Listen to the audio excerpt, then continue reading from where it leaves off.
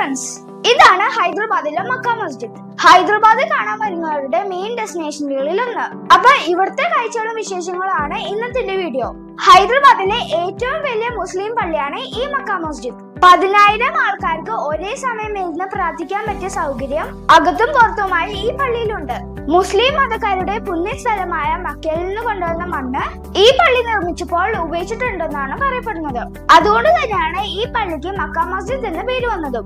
അകത്തേക്ക് കയറുമ്പോൾ തന്നെ ഹൈദരാബാദിന്റെ അവസാന രാജവംശത്തിലെ നിസാമുകളുടെ ശവകുടീരങ്ങൾ കാണാം.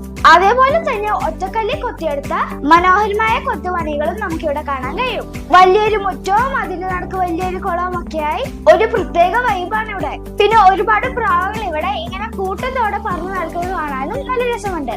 ഇതിന്റെ തൊട്ടടുത്ത് തന്നെയാണ് ചാർമിനാർ ഉള്ളത്. അതുകൊണ്ട് തന്നെ ഇവിടെ വരുന്നവർക്ക് കൂട്ടത്തിൽ ചാർമിനാറും കാണാം. ചാർമിനാറിന്റെ കാഴ്ചകളും വിശേഷങ്ങളും ഞാൻ ഇതിന്റെ മുമ്പത്തെ വീഡിയോയിൽ ഇട്ടിട്ടുണ്ട്. കണ്ടിട്ടില്ലാത്തവരൊന്ന് കാണണേ. അപ്പൊ ഹൈദരാബാദിലെ ബാക്കി കാഴ്ചകളുമായി ഞാൻ ഇനി അടുത്ത വീഡിയോയിൽ വരാം. Stay tune. ബൈ.